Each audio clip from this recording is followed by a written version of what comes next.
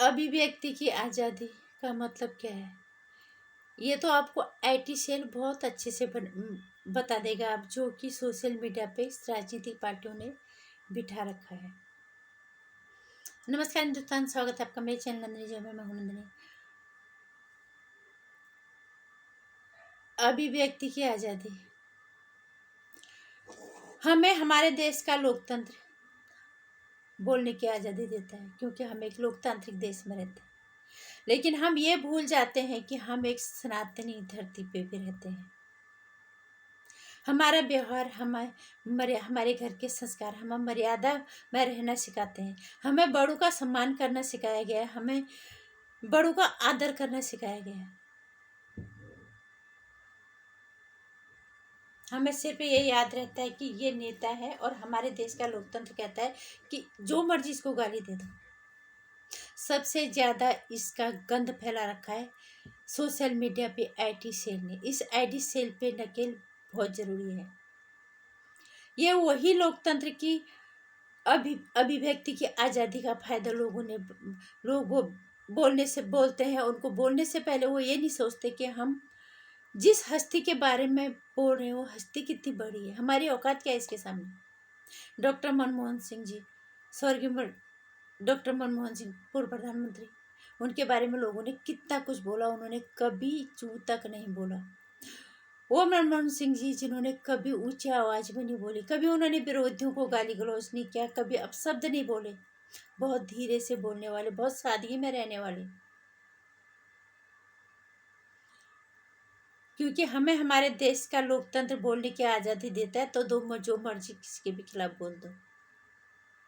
तुम ये भूल जाते हो कि हमारे घर के संस्कार हमें बड़ों की इज्जत करना, सम्मान करना, मर्यादा में रहना सिखाता है। अमेरिका के पूर्व राष्ट्रपति बराक ओबामा जी ने एक बार कहा था कि जब डॉक्टर मनमोहन सिंह जी बोलते हैं तो पूरी दुनिया सुनती है। इतने महान अर्थशास्त्री, गवर्नर रहे, वित्त मंत्री रहे, 10 साल देश के प्रधानमंत्री रहे, आर्थिक नीतियों पे क्या काम उन्होंने किया, एक से एक महान काम उन्होंने किए, बहुत सादगी के अंदर। उन्होंने कभी चिल्लाया नहीं, क्योंकि उनके पास कोई ऐसी सेल नहीं था, तो उनके कामों का कोई जिक्र भी नहीं हुआ। उन्होंने बोला भी है कि मेरे कामों को मुझे उम्मीद है समकालीन मीडिया जो भी करे, लेकिन आने वाला इतिहास मेरे साथ न्याय करेगा, बिल्कुल करेगा। मैं यही कहना चाहूँगी कि देश के युवाओं को इन आईटी सेलों के चक्कर में मत पड़ो। ये तुम्हें गाली गलौज सिखा रहे हैं। तुम्हारे अंदर अक्ल नहीं है क्या? तुम भी तो अन्न खाते हो, तुम्हारे मुंह में भी 5 अंगुलियां जाती है ना। तुम्हारे घर के संस्कार तुम्हें मर्यादा में रहना सिखाते हैं। हमारे घरों में बड़ों का सम्मान और इज्जत करना सिखाया जाता है। फिर हम इन नेताओं के चक्कर में, इन आईटी सेल के वालों के चक्कर में आके जो मर्जी वो बोल देते हैं, बिना ये सोचे कि ये उम्र में हमसे कितना बड़ा है, इसकी हस्ती कितनी बड़ी है, इसकी हैसियत क्या है और हम क्या हैं। आखिर में एक ही बात कहना चाहूँगी कि डॉक्टर मनमोहन सिंह जी, उनकी हस्ती से कुछ सीखो। उन्होंने जो भी किया,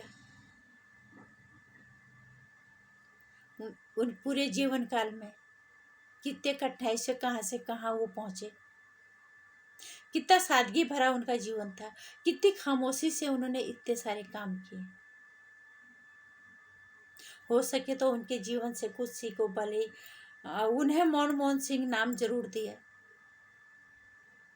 लेकिन उनका काम आज नहीं तो इतिहास जरूर बखान करेगा।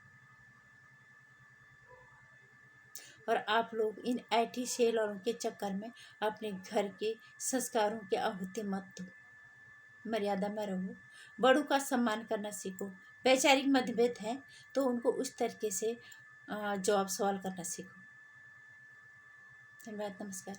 पसंद आए तो लाइक और शेयर करना, चैनल को सब्सक्राइब कर लीजिए। आने वाली वीडियोज़ की जानकारी के लिए घंटी आइकन प्रेस कर लीजिए।